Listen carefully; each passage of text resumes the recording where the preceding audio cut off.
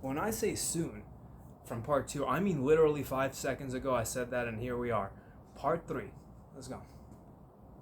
Part 3.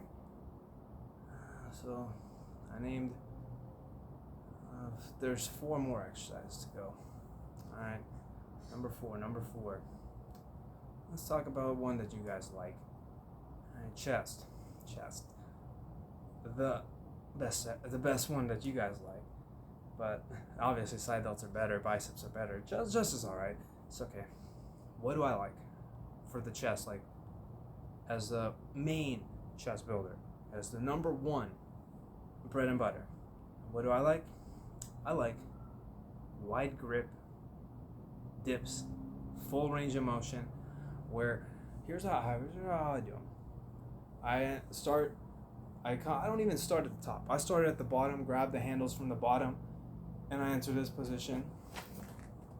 This high arched, depressed scapula position.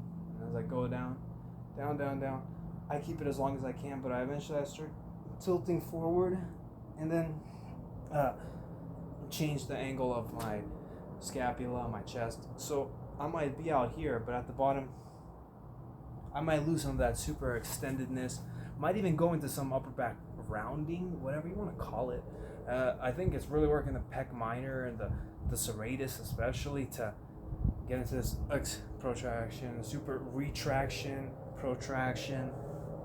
So it works like the pec, the scapula, a little better than the bench press, because the bench has the scapula mostly pinned down. You can't move it as well.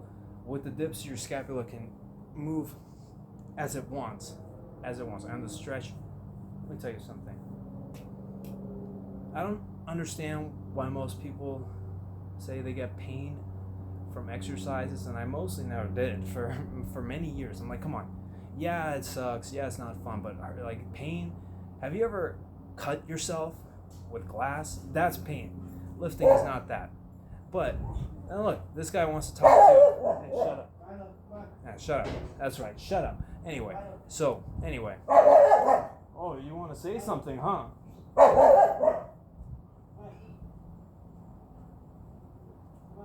That's right. Shut him up. Anyway, so let's keep going. Why do I like them? You get more range of motion than you give with any other lift. Right? And more lift. Hey, what's up, buddy? Hey, what's up? You want to talk to me? Hey, what's up? Hey, what's up? I'm right here. Boom. Get the fuck out of here. What you trying to do? Huh? Motherfucker. You better teach your dog not to bark before I come over there and whoop him. Fucking people don't even discipline their dogs. Getting so sick of this shit. They never do anything about that dumb motherfucker right there. Anyway, so you see, here we go again. I would beat him. I would beat him at this point with this motherfucker right here. So anyway, dips are great. More range of motion. Boom. When you get in this position, when we talk about pain, I never experienced pain until really that. I'm like, this shit hurts. This really hurts, like really bad. Even with the warm-ups, I was even thinking, I'm like, this hurts too much. Is this worth it? Like this kind of pain? It's not that bad. You get used to it, right? So it's so great. It's the greatest chest exercise I know. At the top, you feel your lower chest coming down. As you come down, you start feeling your upper chest. So you feel the entirety of the chest. You feel the inner chest, outer chest. I get a lot of outer chest, lower chest. Like I worked them 2 days ago. They're still sore. Down here, out here, in here. That's just dips. 3 sets, not 5, not 10. 3. It's great. It fucks my shit up. Alright. What about the upper chest? No. I could have said incline dumbbell press, but that would have been too easy. No, I like these fear presses that I do, because, why do I name exercises after me? Because no one else does them. Nobody else does them. This is just a fly press, but it's done a little differently. For your presses, you can do them two ways. You can do them for the side delts, or you can do them for the upper chest, or you can do them for both. I do them for both sometimes on the higher inclines, but you come out, and as you come out laterally, you come out sideways. You don't come out forward or this way or anything. You come out like this. As you come down, you tilt. Why do you tilt? Why do you tilt on the incline like that? Because the upper pec fibers don't run horizontally like this way. They run diagonally for most people. They run diagonally, so that's why you come in a diagonal angle. But if you come too early in a diagonal angle, you're gonna flex or extend the shoulder first. And if you extend the shoulder first, you're gonna get a ton of front delt, which is okay. But I'd rather get more upper chest from this. You get a lot of front delt anyway. You get a lot of front delt, so that's why I like to do them laterally. Get a lot. Can't see it, but boom, right? Let's see if you can see it from here. You get a lot of contraction, boom, boom, boom. As I come out here with the dumbbell and actually tilt, there's actually pivotal, this tilting, because it changes the pull on the muscle. Instead of it pulling like that, it actually pulls more here. As it pulls more here, you get to rebound like that, and it looks a lot like, a Lou raise. It looks a lot like a Lou raise. If you do all the things for the chest, the retraction, all that, you get a ton of upper pec. But if you protract, you don't get this type of position, and you move the arms like a Fiero in the same manner, like this and that, without moving the chest as much. You get a lot of side delt. But if you get a high angle, like a super high angle, you can get both. When does the side delt get involved? It gets involved when you're coming out here and you pivot like this. Why does that happen? Because you're in a different plane.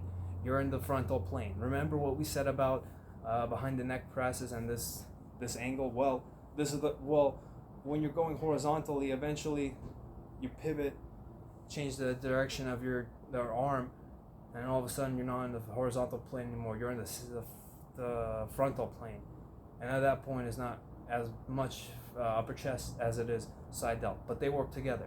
So as you come down, control it. You get a lot of upper chest. With the lower incline, you get more front delt.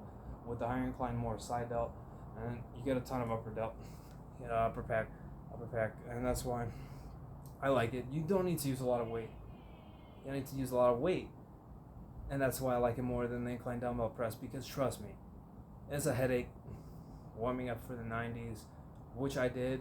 You have to go through the 70s, 75s, or the 80s before you get to the 90s. You have to pick those motherfuckers up, walk over to the bench, do your warm up, put them down, pick them back up, put them on the rack, pick up another pair, put them down, warm up, pick them up and do the set, and then you have to put them back eventually. But with the fear press, you can use half the weight, 60% of the weight, 70% maybe. That's a lot less per arm. But trust me, this motion right here, instead of just staying out here, as you can see, I can get pretty far back. This extra range of motion, even if it didn't work the front upper pec, it still works just as well. If it didn't work it more, but it also works a front delt a lot, or it works the side delt a lot, depending how you execute it. The more diagonal it is, the more diagonal, instead of this pivoting action, you just do that action right there, this angle instead of that angle. I got a little more side delt. You might get more upper pec too, as a dealer's choice. You like it, you do it. Depends on what you like, right?